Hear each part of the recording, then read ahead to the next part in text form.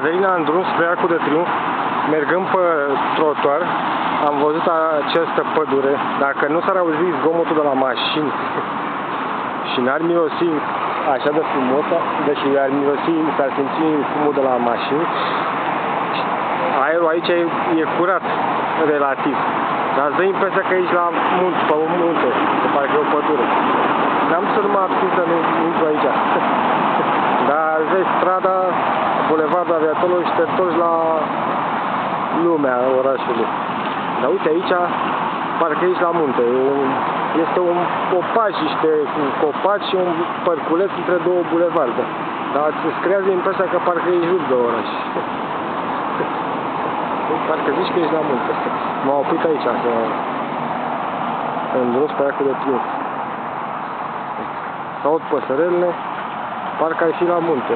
Parcă ai fi într-o pădure de la munte.